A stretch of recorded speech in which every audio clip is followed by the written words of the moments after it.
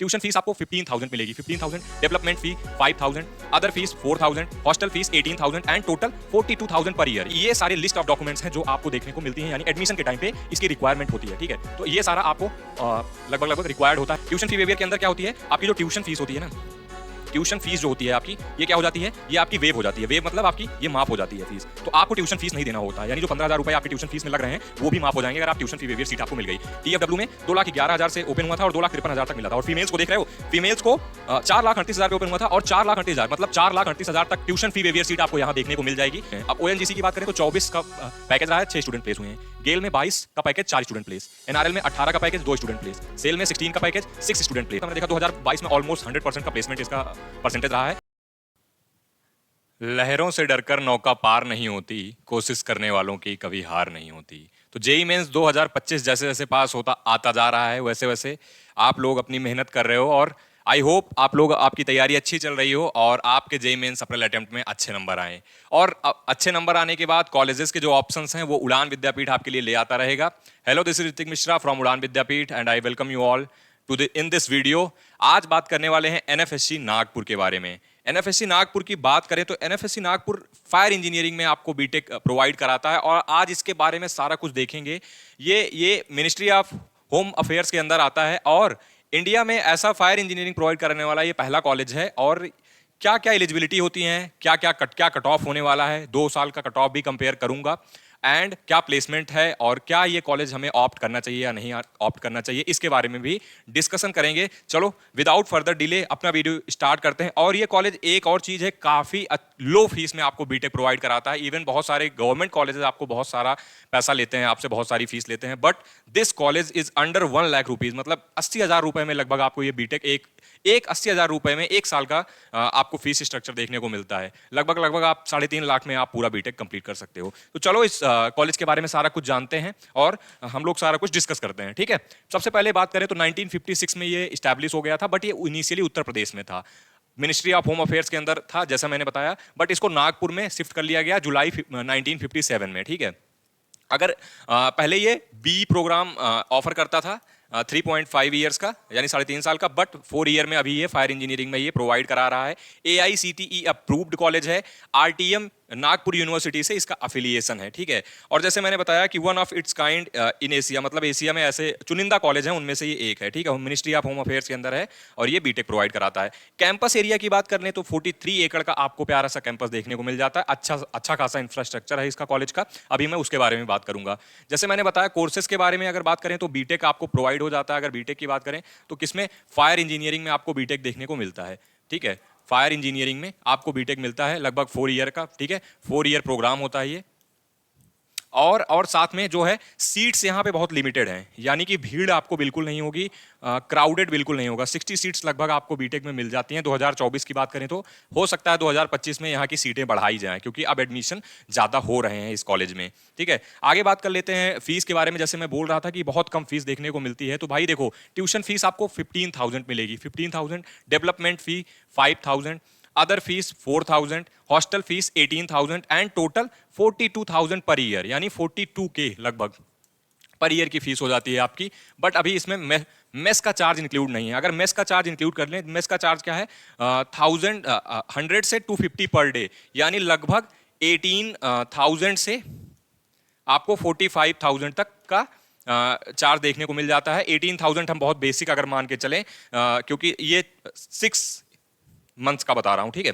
लगभग एक सेमेस्टर यानी 1 सेम, एक सेम का आपको 18 से लेके 45,000 तक का देखने को मिल जाता है। तो 18,000 बहुत बेसिक सा मान के चले तो हम अगर ईयर का अपने 36,000 हो जाएगा हमारा, ठीक है, 36,000 हो जाएगा और 42,000 हमारी फीस प्लस 36,000 ये 78,000, यानी 78,000 में आपको एक ईयर की फीस यहाँ पे देखने को मिल जाएगी। इसीलिए मैंने कहा था लगभग 80,000 में आपको ये कॉलेज देखने को मिल जाएगा 1 साल की फीस। तो काफी लो फीस है और स्कॉलरशिप्स भी आपकी सेंट्रल स्कॉलरशिप अप्लाई कर सकते हो तो आपको ये फीस भी रीइंबर्स हो जाएगी, ठीक है। अब एडमिशन प्रोसेस की बात करते हैं तो सबसे पहला स्टेज जो होता है इसका, इनविटेशन ऑफ ऑनलाइन एप्लीकेशंस, ये आपको ऑफिशियल वेबसाइट से करना होता है। जैसे ही फॉर्म रिलीज होगा हम लोग तुरंत उस पर वीडियो बना देंगे और आपको अपडेट कर देंगे, ठीक है। व्हाट्सअप ग्रुप जो लिंक नीचे दिया गया है उसको ज्वाइन कर लेना, वहां पे हम सारी कुछ अपडेट करते रहते हैं काउंसलिंग के बारे में। तो document verification and medical examination होता है, डॉक्यूमेंट वेरीफाई होता है। अभी मैं लिस्ट ऑफ डॉक्यूमेंट्स बता दूंगा कौन कौन से लग रहे हैं आपको।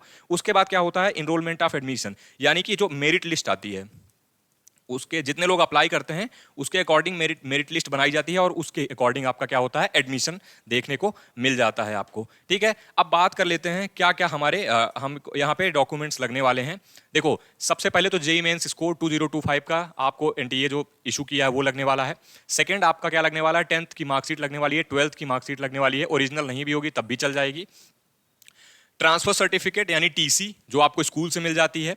डोमिसाइल या रेजिडेंस सर्टिफिकेट, ठीक है, ये लगने वाला है। कास्ट सर्टिफिकेट लगेगा। अच्छा, इसमें दो चीजें हैं, जो महाराष्ट्र वाले कैंडिडेट्स हैं, महाराष्ट्र वालों उनके लिए क्या है, स्टेट वाले फॉर्मेट में लगेगा, स्टेट वाले में, ये बहुत ध्यान देने वाली बात है, ठीक है। और जो अदर कॉलेज अदर हैं, अदर स्टेट्स के, यानी अदर स्टेट्स वाले, इनके लिए सेंट्रल वाला लगेगा, ठीक है, सेंट्रल वाला फॉर्मेट लगता है कास्ट का, ये ध्यान रखने वाली चीज है, इंपॉर्टेंट है, ठीक है। उसके बाद कास्ट वैलिडिटी सर्टिफिकेट, ये केवल महाराष्ट्र स्टेट कैंडिडेट्स को लगता है। उसके बाद ओबीसी एनसीएल जो है उनके लिए OBC NCL certificate. Gap certificate लगता है, अगर आपने 12th और इंजीनियरिंग में एडमिशन लेने से पहले के बीच में कोई गैप है तो आपको गैप सर्टिफिकेट बनवाना पड़ता है, इजीली बन जाता है, आप अपने आसपास चले जाओगे, एडवोकेट बना देते हैं। माइग्रेशन सर्टिफिकेट आपका लगता है। ईडब्ल्यूएस सर्टिफिकेट, आप अगर इकोनॉमिकली वीकर सेक्शन में आते हो तो। Jammu and Kashmir migrant certificate लगता है, जो कि माइग्रेंट होते हैं उनके लिए, जो और 2 पासपोर्ट साइज फोटो और आधार कार्ड, ये सारे लिस्ट ऑफ डॉक्यूमेंट्स हैं जो आपको देखने को मिलती हैं, यानी एडमिशन के टाइम पे इसकी रिक्वायरमेंट होती है, ठीक है। तो ये सारा आपको लगभग रिक्वायर्ड होता है, और ये सारे डॉक्यूमेंट्स वैसे भी जनरल काउंसलिंग्स में लगते ही लगते हैं, ठीक है। अब रिजर्वेशन की बात कर लेते हैं तो अदर बैकवर्ड क्लास यानी ओबीसी एनसीएल को 27%, एससी को 15%, एसटी को 7.5%, ईडब्ल्यूएस को 10%, जम्मू एंड कश्मीर माइग्रेंट्स को 5% और टीएफडब्ल्यू को 5%। अब टीएफडब्ल्यू क्या है, टीएफडब्ल्यू मतलब ट्यूशन फी वेवियर स्कीम, ठीक है। ट्यूशन फी वेवियर के अंदर क्या होती है, आपकी जो ट्यूशन फीस होती है ना, ट्यूशन फीस जो होती है आपकी, ये क्या हो जाती है, ये आपकी वेव हो जाती है। वेव मतलब आपकी ये माफ हो जाती है फीस, तो आपको ट्यूशन फीस नहीं देना होता है, यानी जो 15,000 रुपए आपके ट्यूशन फीस में लग रहे हैं वो भी माफ हो जाएंगे अगर आप ट्यूशन फी वेवियर सीट आपको मिल गई। ये मिलती कैसे है, जितनी अच्छी रैंक होगी उतनी ज्यादा पॉसिबिलिटी होगी ट्यूशन फी वेवियर सीट्स को मिलने का, ठीक है। अब आगे बात कर लेते हैं अपनी एलिजिबिलिटीज के बारे में। अब एलिजिबिलिटीज में 2-3 एलिजिबिलिटी है। पहला है एजुकेशनल एलिजिबिलिटी, दूसरा आपकी फिजिकल स्टैंडर्ड्स और फिजिकल एलिजिबिलिटी, ठीक है। तो सबसे पहले क्वालिफिकेशनल एलिजिबिलिटी की बात करें तो आपका फिजिक्स प्लस केमिस्ट्री प्लस एक कोई आपका वोकेशनल, केमिस्ट्री हो सकता है, बायोटेक हो सकता है, बायोलॉजी हो सकता है, टेक्निकल वोकेशनल सब्जेक्ट कोई भी हो सकता है, यानी कि यहाँ पे आपका कोई थर्ड सब्जेक्ट होगा, इनके आपको 50% एग्रीगेट होने चाहिए इन तीनों में, ठीक है। कितने होने चाहिए, 12th में ये जो होना चाहिए 50% होना चाहिए आपका, ठीक है। ये तो हो गई आपकी क्वालिफिकेशनल एलिजिबिलिटी। अब बात करते हैं फिजिकल स्टैंडर्ड्स यानी फिजिकल एबिलिटीज की। अब इसमें दो हैं, पहला मेल कैंडिडेट्स के लिए भी बात करेंगे और फीमेल कैंडिडेट्स के लिए भी बात करेंगे, तो दोनों हम के लिए बात करेंगे। सबसे पहले बात करें तो मिनिमम जो हाइट होनी चाहिए वो 165 सेंटीमीटर होनी चाहिए, बट 5 सेंटीमीटर का रिलैक्सेशन मिल जाता है, ये चीज ध्यान से देखना। जो भी यहाँ वाले लोग हैं, इस वाले सेक्शन वाले, जो गढ़वाल से है, जो आसामीज हैं, जो गोरखाज हैं और जो एसटी हैं, इनके लिए 160 सेंटीमीटर हाइट होनी चाहिए, ठीक है। इतनी ही हाइट होनी चाहिए ओनली। और जो मिनिमम 81 सेंटीमीटर का आपका चेस्ट होना चाहिए, ठीक है। चेस्ट की ये है एक्सपेंडेड, आपका 86 सेंटीमीटर तक हो सकता है, यानी 5 सेंटीमीटर का वेरिएशन देखने को मिल सकता है। वेट जो होना चाहिए मेल का वो एटलीस्ट 50 केजी होना चाहिए, 50 केजी से कम वेट होगा तो आप एलिजिबल नहीं हो, ठीक है। फीमेल कैंडिडेट्स की बात कर ले तो फीमेल कैंडिडेट में 157 सेंटीमीटर आपकी हाइट होनी चाहिए, बट 2.5 सेंटीमीटर रिलैक्सेशन मिल जाता है किसको, गोरखास को, ठीक है, गढ़वाल्स को, गोरखास को और शेड्यूल्ड ट्राइब्स को, ओके। और जो वेट होना चाहिए फीमेल का वो 46 केजी एटलीस्ट होना चाहिए, then you are eligible for this college. आगे बात कर लेते हैं कुछ फिजिकल और मेडिकल स्टैंडर्ड्स की, ठीक है। जैसे अब इसमें बात करें तो विजन रिक्वायरमेंट क्या है आपकी, जो आपकी आई होनी चाहिए, आई साइट वो 6/6 होनी चाहिए, ठीक है। जब आप चेकअप करवाओगे तब पता लगेगा। अगर आपकी 5.6 है, अगर आपकी 4 आउट ऑफ 6 है तो ये आपका कंसीडर नहीं किया जाता है, only this will be considered, ठीक है। ये ध्यान रखना है। कलर विजन आपको नहीं होना चाहिए बिल्कुल भी, नो कलर ब्लाइंडनेस। अगर आपकी कलर ब्लाइंडनेस है तो आप नहीं एलिजिबल हो। ये सब टेस्ट वो लोग करवाते हैं वहां पे, तो बेटर होगा आप अगर खुद से करवा के जाओगे पहले से तो आपको दिक्कत नहीं आने वाली है। फिजिकल कंडीशंस की बात करें तो कोई नॉक नी नहीं होना चाहिए, फ्लैट फुट नहीं होना चाहिए, स्क्विंट आईज नहीं होनी चाहिए और स्टैमरिंग नहीं होनी चाहिए। तो ये सारी अगर चीजें हैं तो भाई बिल्कुल भी आप इस कॉलेज के लिए एलिजिबल नहीं हो, ठीक है। Must be in good mental and physical health, free from physical defects. तो फिजिकल डिफेक्ट नहीं होना चाहिए और आपकी मेंटल और फिजिकल हेल्थ अच्छी होनी चाहिए। तो ये तो रही एलिजिबिलिटीज की बात। यार इतनी सारी एलिजिबिलिटीज हैं इस कॉलेज में आने के लिए। अगर फिर भी आपका कोई क्वेश्चन रह जाता है, कुछ रह जाता है, तो आप क्या करो, जो भी नंबर आपको दिए गए हैं वहां पे जाके व्हाट्सअप करके आप जो भी चीजें पूछ सकते हो, पूछना चाहते हो पूछ सकते हो, ठीक है। हम सारी डिटेल्स काउंसलिंग से रिलेटेड कवर करते हैं और सारी काउंसलिंग को कवर करते हैं, ओके। अब बात कर लेते हैं कट ऑफ्स की, सबसे इंपॉर्टेंट चीज जिसका आप वेट कर रहे थे। तो 2023-24 का भी कट ऑफ है हमारे पास और 2022-23 का कट ऑफ है जो आपके लिए लेके आया हूं। तो सबसे पहले 2023-24 की बात कर लेते हैं। अब जनरल्स के लिए जो ओपनिंग रैंक थी वो कितनी थी, लगभग 13,715 रैंक थी, ठीक है। और 1,37,486 क्लोजिंग रैंक थी जनरल वालों के लिए, ओके। अच्छा, उसमें स्पेस में डिवाइडेड है ये, एक आपका मेल है और एक फीमेल है, ठीक है। फीमेल्स के लिए थोड़ा सा ज्यादा रिलैक्सेशन मिल जाता है। ईडब्ल्यूएस की बात करें तो 1,39,000 तक आपको देखने को मिल गई है ओपनिंग रैंक और 1,67,882 पे क्लोज हुई है। फीमेल्स के लिए 1,40,744 पे ओपन हुई है और 1,62,840 पे क्लोज हुई है। ओबीसी के लिए 1,39,410 पे और क्लोज हुई है 1,73,888 पे। फीमेल्स के लिए 1,74,901 पे और 1,74,901 पे क्लोज हुई। इसका मतलब किसी एक ही कैंडिडेट ने यहाँ पे एडमिशन लिया है, फीमेल ने, ठीक है, इस राउंड ओबीसी में। इसीलिए यहाँ पे क्लोजिंग और ओपनिंग और क्लोजिंग दोनों सेम है। एससी की बात करें तो 1,33,000, 1,39,799 एससी की ओपनिंग है और 3,63,000 क्लोजिंग है। तो काफी अच्छी आपको ज्यादा रैंक तक देखने को मिल जाएगा। एसटी कॉलेज एसटी की बात करें तो 2,88,333 पे आपकी ओपनिंग है और 5,62,984 पे क्लोजिंग है। ऐसे ही जम्मू कश्मीर के किसी ने एडमिशन नहीं लिया था तो ये ऐसे ब्लैंक छूट गया है, ठीक है। अगर बात करें टीएफडब्ल्यू सीट्स की तो 1,21,330 पे ओपन हुई थी और 2,09,260 पे, 2,09,260 पे। यानी अगर इतनी रैंक है तो आप टीएफडब्ल्यू सीट के लिए अप्लाई कर सकते हो और आपकी फीस जो 78,000 थी ना उससे भी कम आपको हो जाएगी। मतलब कि आपकी लगभग ऑलमोस्ट फीस 50,000 के अराउंड आपको देखने को मिल जाएगी, ठीक है। अब 2022-23 में कट ऑफ की बात कर लेते हैं, 2022-23 के एनालिसिस कर लेते हैं। जनरल वालों की ओपनिंग 36,000 से हुई थी, 1,17,000 पे क्लोज हुई थी। फीमेल्स के लिए 1,15,000 पे ओपन हुई थी और 1,15,000 पे ही क्लोज हो गई थी। मतलब किसी एक कैंडिडेट ने ही एडमिशन लिया था फीमेल में, ओके। ईडब्ल्यूएस में बात करें 1,20,000 पे ओपन हुआ था, 1,58,800 पे क्लोज हो गया। ओबीसी 1,25,000 पे ओपन हुआ था, 1,89,000 पे क्लोज हो गया था। एससी 1,34,691 पे ओपन हुआ था और 2,0850 पे क्लोज हो गया था। एसटी 2,59,000 पे ओपन हुआ था और 4,76,000 तक क्लोज हुआ था और फीमेल्स के लिए 4,12,000 पे ओपन हुआ था और 4,12,000 पे ही क्लोज हो गया था। मतलब किसी एक कैंडिडेट ने ही एडमिशन लिया था यहाँ पे, ओके। जम्मू कश्मीर का कोटा खाली है क्योंकि किसी ने एडमिशन नहीं लिया था। टीएफडब्ल्यू में 2,11,000 से ओपन हुआ था और 2,53,000 तक मिला था। और फीमेल्स को देख रहे हो, फीमेल्स को 4,38,000 पे ओपन हुआ था और 4,38,000 मतलब 4,38,000 तक ट्यूशन फी वेवियर सीट आपको यहाँ देखने को मिल जाएगी। इतना बढ़िया आपको यहाँ पे अपॉर्चुनिटी देखने को मिल जाती है, ठीक है। अब बात कर लेते हैं हम रिक्रूटर्स की, और जो रिक्रूटर्स आते हैं कितने का पैकेज भी देते हैं। जैसे अब ओएनजीसी की बात करें, रिक्रूटर्स भी हैं और साथ में कितने का पैकेज देते हैं इसकी भी बात है। जैसे ओएनजीसी है तो ओएनजीसी 21 का पैकेज देती है, सीटीसी ऑल इंडिया 20 का देती है, गेल 18 का देती है, एनआरएल 18 का देती है, बीसीपीएल आपको 17 का देती है, आईओसीएल 15 का देती है, ठीक है। ये क्रिप्सो है आपको 12.6, सेल 12, बेल 9, रिलायंस 9, एचएमईएल 7, टाटा स्पॉन 7, ठीक है।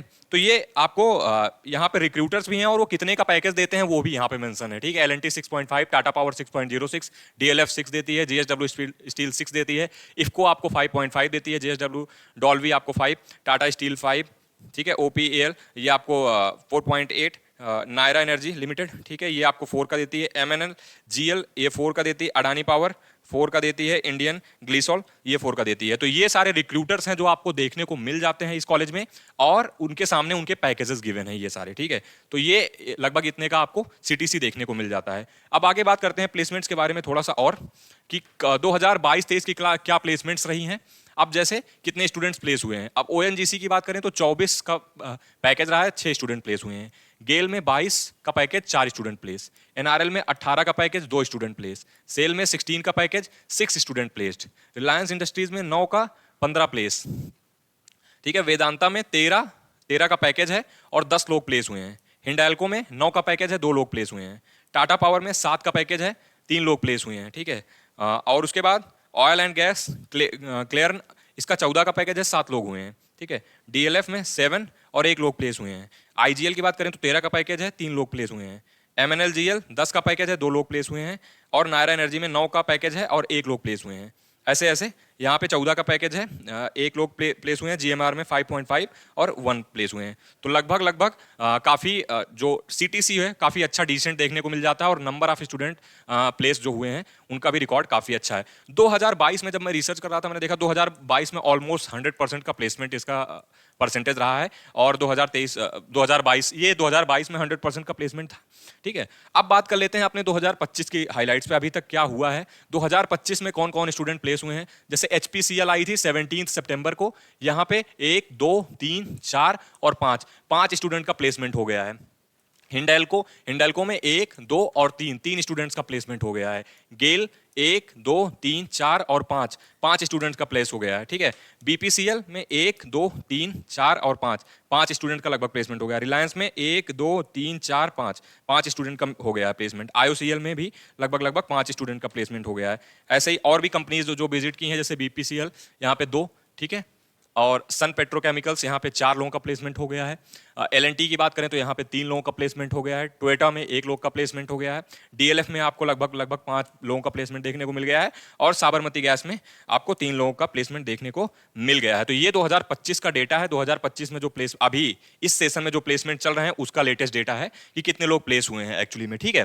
अब आगे बात कर लेते हैं इंपॉर्टेंट डेट्स की कि क्या इंपॉर्टेंट डेट रहने वाली है, कब इसका फॉर्म आता है। अच्छा, एप्लीकेशन फीस जो होने वाली है इसकी 500 होने वाली है, ये आप ध्यान से देख लेना। 500 रुपये अप्लाई करने के लिए लगते हैं, आपको सेपरेट अप्लाई करना होता है। ये किसी अदर काउंसलिंग के थ्रू नहीं आता, इसकी सेपरेट काउंसलिंग होती है। ओके, ऑनलाइन एप्लीकेशन जो 2024 में हुआ था वो जून 2024 में अप्लाई हुआ था और जुलाई में क्लोज हो गया था। तो जून से जुलाई के बीच में चला था ये, ठीक है। तो 2025 में भी अगर वही मैं एक्सपेक्ट कर रहा हूँ कि 2000 लगभग आपका जून में आएगा। ये जून 2025 में आएगा, जून से जुलाई तक आपका एप्लीकेशन ये चलेगा। और जैसे ही इसका एप्लीकेशन आएगा we will make a separate video and step by step filling also कि कैसे आपको अप्लाई करना है, ठीक है, इस कॉलेज में। और ये रहा इसका इंफ्रास्ट्रक्चर, काफ़ी अच्छा इंफ्रास्ट्रक्चर है। एकेडमिक बिल्डिंग है ये आपको लाइब्रेरी देखने को मिल जाती है ऐसी, ये लेबोरेटरी है और ये सब हॉस्टल्स की इमेजेस हैं जो हॉस्टल्स वहाँ पे बने हुए हैं। तो इंफ्रास्ट्रक्चर भी काफ़ी अच्छा देखने को मिल जाता है, ठीक है। ओवरऑल बात करें तो कॉलेज अगर फायर इंजीनियरिंग में आपको फायर सेफ्टी इंजीनियरिंग में बीटेक करना है तो ये कॉलेज बहुत अच्छा है और काफ़ी अच्छा प्लेसमेंट प्रोवाइड कराता है ये कॉलेज। साथ में इसके कुछ MOUs हैं, जो ये MOUs जो होते हैं वो बेसिकली डिफरेंट इंडस्ट्रीज से डिफरेंट ऑर्गेनाइजेशन या कॉलेजेस से करे जाते हैं अपने फ़ायदे के लिए, अपनी चीज़ों को एक्सपैंड करने के लिए, अपने प्रोग्राम्स को करने के लिए, ठीक है। तो काफ़ी जैसे आपका NIT नागपुर, ठीक है, और IIIT नागपुर से भी MOU है इसका। और काफ़ी सारे नाइबर्स कंट्रीज़ को ये ट्रेनिंग भी प्रोवाइड कराता है ये कॉलेज। यहाँ पे फायर सेफ्टी की ट्रेनिंग भी प्रोवाइड कराई जाती है।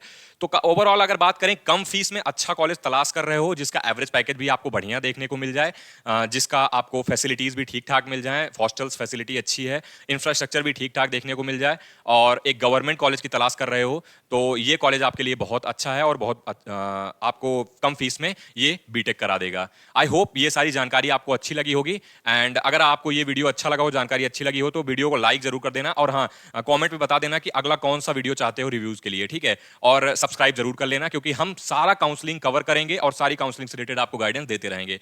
थैंक यू, जय हिंद।